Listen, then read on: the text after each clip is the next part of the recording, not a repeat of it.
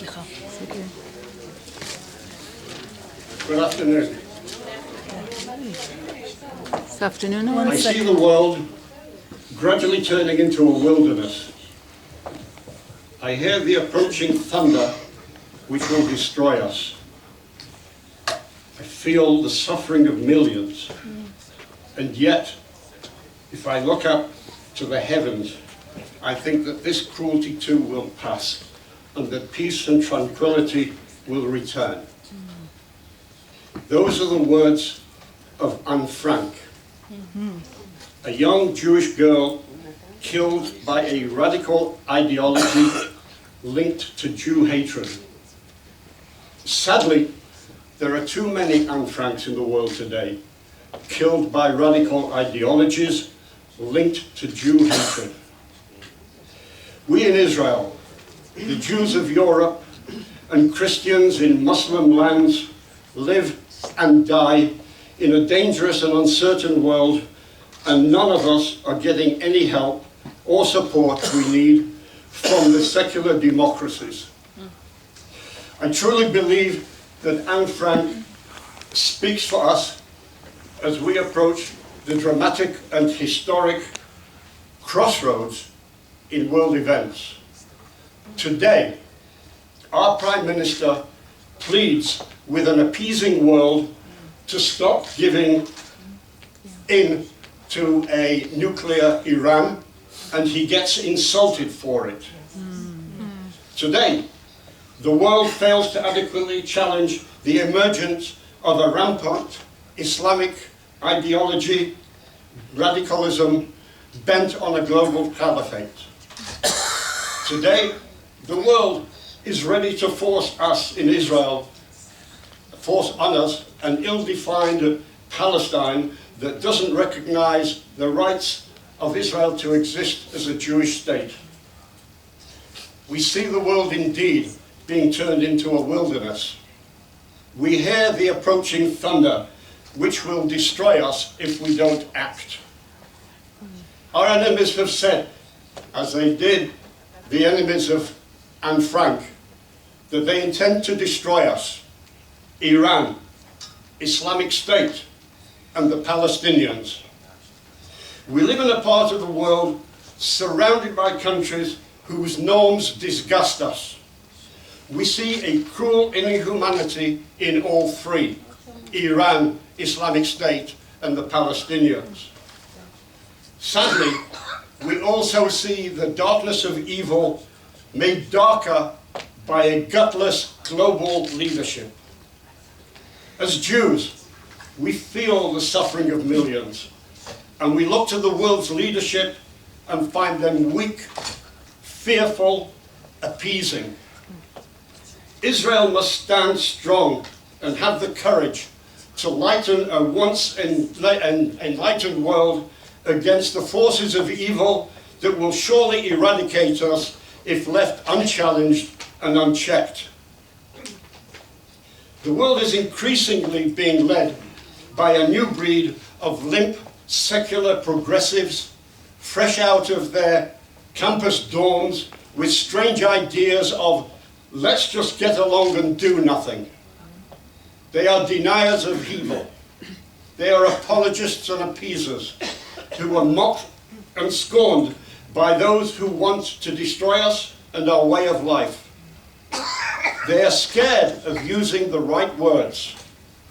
They are too frightened to take direct action against the terror that dare not speak its name. By their loss of words and by their lack of action, they aid an enemy by diluting the reality of who they are, ignoring what they stand for, what they're doing, and why they're doing it. So let's have the courage and the honesty to call it for what it is. There are religious genocides today against Jews and against Christians by Muslim ideologists in a battle for domination of Islam. Israel is in the eye of the storm. Israel is the fulcrum of the enlightened world in this apocalypse. But the enlightened world is blind to the tragedies being played out in front of our eyes. The enlightened world is deaf to the cries of those being raped, tortured, and slaughtered. And the Islamic world is dumb, unable to call out and stop this global bloodletting. Why is it that a public demonstration against liberal democratic Israel can quickly draw thousands, but there hasn't been one public demonstration against radical Islam's slaughter of Yazidis, Kurds, Christians, women and children? Not one. The world is sick. Intolerance and rejection of liberal democratic Judeo-Christian values, the one thing that keeps us sane, are on the rampage across the Middle East and Africa, whether by Al-Qaeda, Islamic State, Hezbollah, Hamas, Boko Haram, and the Fatah-led Palestinian Authority. And yet, the world picks on Israel. It's madness. All it takes for evil to triumph is for good men not to recognize evil. We saw that with Chamberlain and Hitler. We see it with Obama and Iran. We see it with Obama and Islamic State. And we see it with the Europeans and the rejectionist Palestinians. And we see it with an impotent world and the march of radical Islam worldwide. It disturbs me when Western leaders deliberately avoid naming, shaming, and acting against terrorism. I accuse them of playing a cynical and deadly politics. I accuse them of doing it to cover up for their failed policies, or even worse, adopting policies that endanger the world. It's contained in the words they use.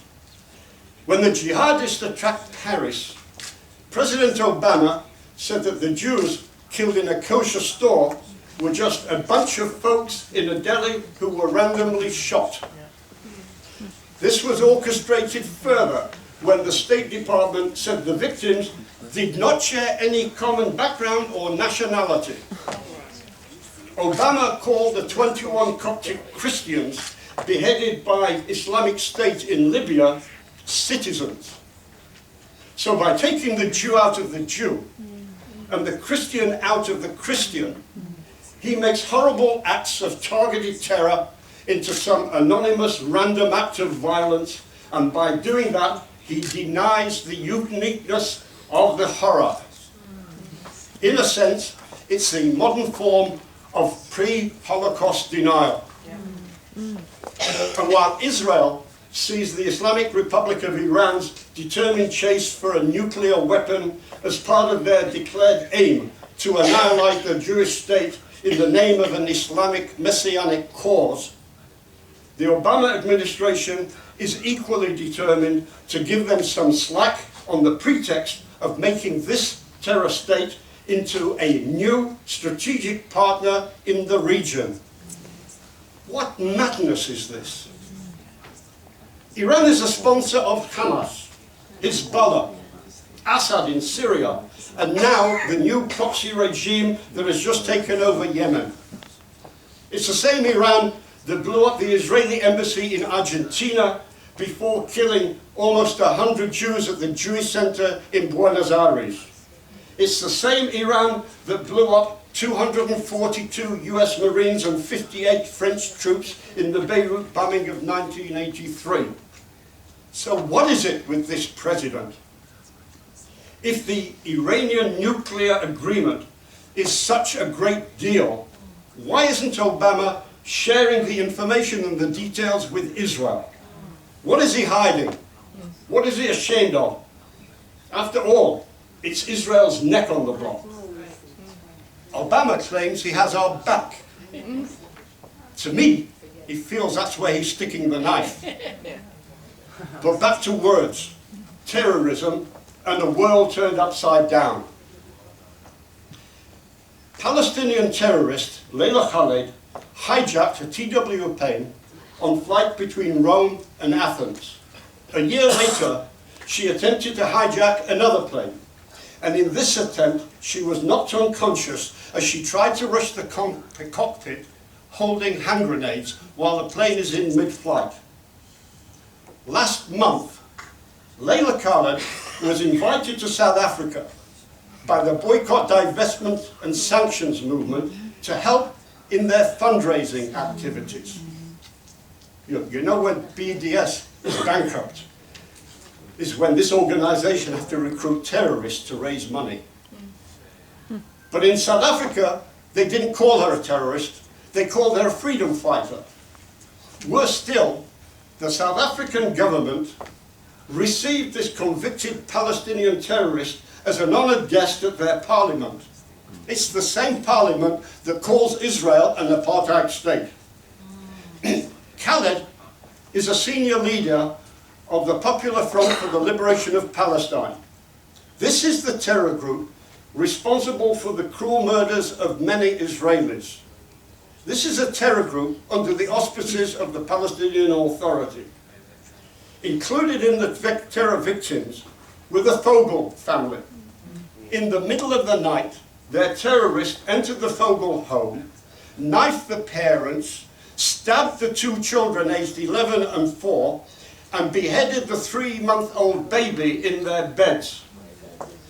Khaled's terror group was also responsible for the massacre of 4 rabbis and a Druze policeman at a synagogue here in Jerusalem last November, when they attacked Jews at prayer with hatchets, meat cleavers, and a rifle. Khaled's group called them heroes. Mahmoud Abbas paid his condolences to the families of these murderers. PFLP are not freedom fighters, they're terrorists.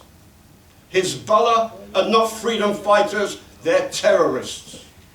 Hamas are not freedom fighters, they're terrorists. For a country like South Africa to call hijacking and murdering Palestinian terrorists anything but a terrorist is dangerous. It gives legitimacy to murderers. This month, on campuses in South Africa and around the world, they are organizing that annual ritual of farce and fraud called Israel Apartheid Week. There there'll be this emotive misuse of words designed to demonize and delegitimize Israel. Israel, the apartheid state. Israel, the Nazi state. Israel, the ethnic cleansing state. Israel, the racist state. Israel, the illegal occupiers. Meanwhile, Israel Apartheid Week and BDS support a Jew-free Palestine. Isn't that a little racist? Isn't that ethnic cleansing? Isn't that Nazi? Isn't that illegal? They're acting to force this Jew-free Palestine onto Israel, and they're supported in this effort by European parliaments, trade unions, and with every respect to the pro-Israel supporters here today, by certain church groups and church leaders. Amen. Isn't that anti-Semitic? Isn't that hypocritical?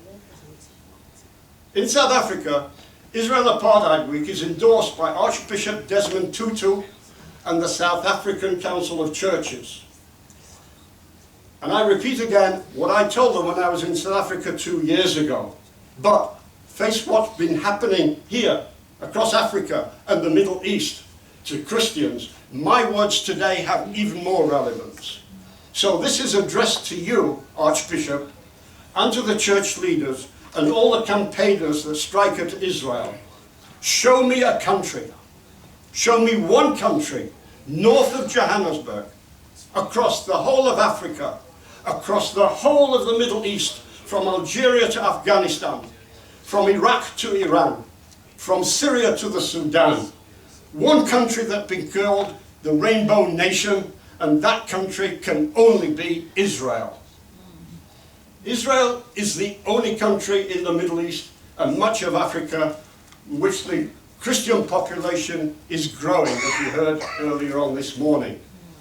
And as for the human rights groups that target Israel, Israel is the only country in the Middle East where gays are not stigmatized or killed.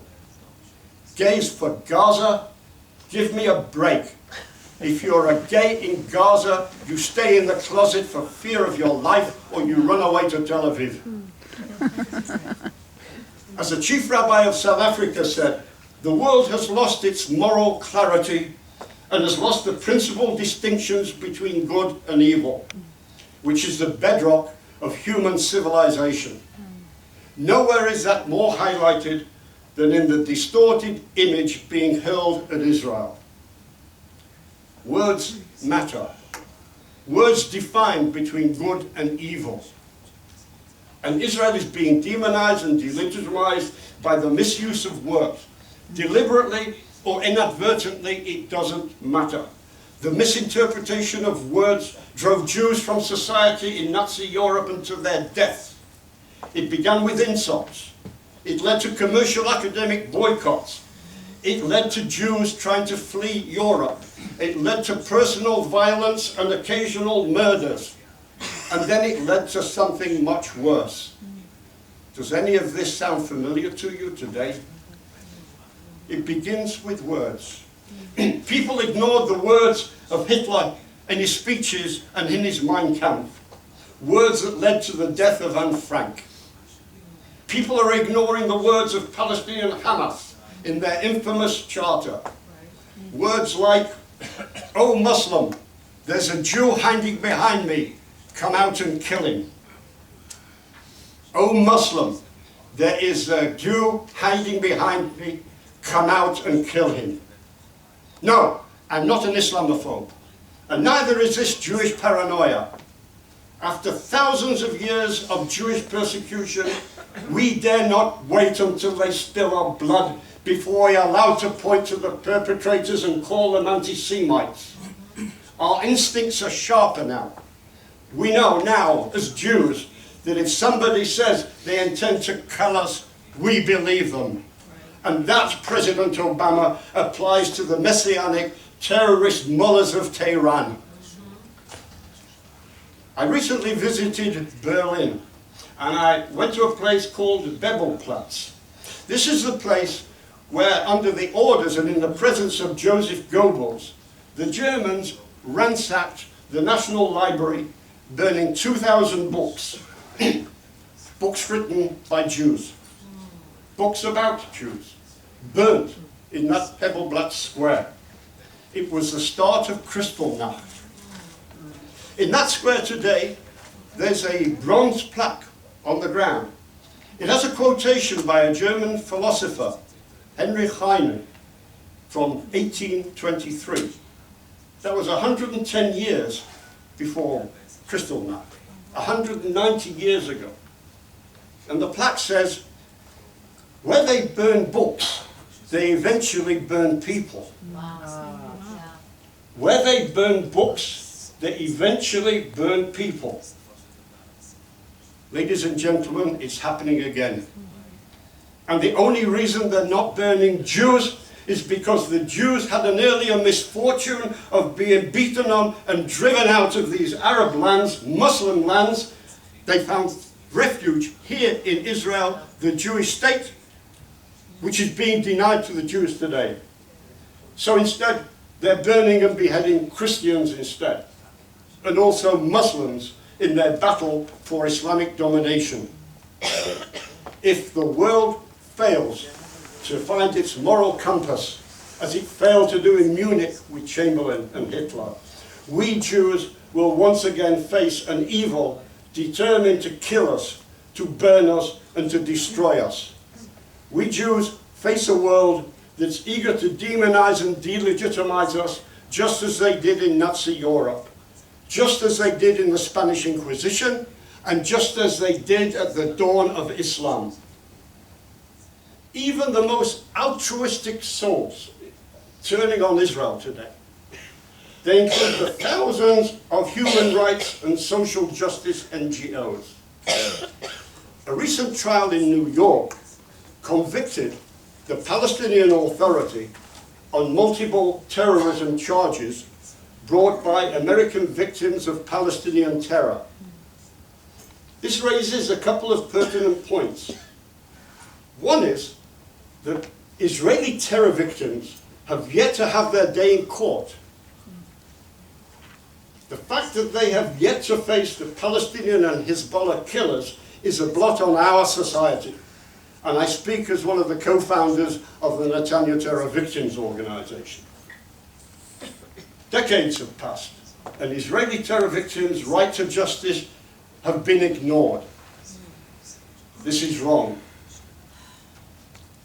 Now we hear, yesterday, that the Palestinian Authority have picked a date in April to file charges against us next month.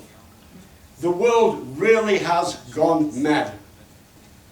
Related to this, where are all those human rights activists and those justice in the Middle East advocates to whom the Israeli-Palestinian conflict is their sole preoccupation? For years, they've been supporting the Palestinian side in attempting to bring human rights charges against Israel. Now that the Palestinian Authority has been found guilty of terrorism in a public court, why are they suddenly so silent? Why are they not supporting justice and human rights for the injured Israeli victims of Palestinian terror? If it's their cause, the cause in which they receive massive funding from European countries and other sources, why aren't they living up to their principles and acting to obtain justice for our victims of Palestinian terror? Where's Human Rights Watch? Where's Amnesty International? Or even B'Tselem, Gisha, and Breaking the Silence here in Israel? It seems when it comes to human rights and justice for Israelis, they're not so willing to break the silence. They don't even mention the trial or the verdict. Why? Does Palestinian guilt embarrass them, these human rights NGOs? Truth be told, they've been on a mission of falsehood against Israel ever since 2001 and the United Nations Durban Conference, in which they declared that Zionism is racism. They've been aiding and abetting forces determined to eliminate Israel by terror, violence, boycotts, and any other means for their hate and venom. This is anti-Semitism. It's anti-Semitism. And I don't care if your name is Hamas, Mahmoud Abbas, the BDS movement, the French ambassador who called Israel that shitty little country, Archbishop Desmond Tutu and his replacement theology, or even NGOs that act against Israel. Who said you can't be Jewish and also be anti-Semitic? With our Jewish genius, we even do that infinitely better than the Goyim. In the end, it's not about Israel or the Jews at all. It's the way they practice thought in today's twisted and dangerous world. So stop for a second and imagine a world without Israel and the enormous contribution that this tiny state has given to an unappreciative, hostile and cynical world. And then go further and look at the Middle East and Africa. Look at their living standards, their ideologies, their attitudes, their intolerance to anybody that dare disagree with them. Imagine what our world would look like if our enemies succeed.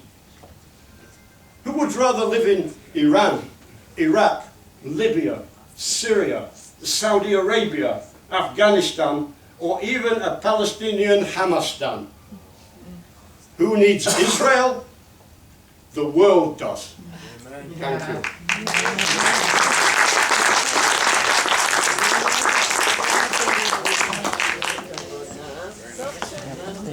Stay up for a question. No, Okay.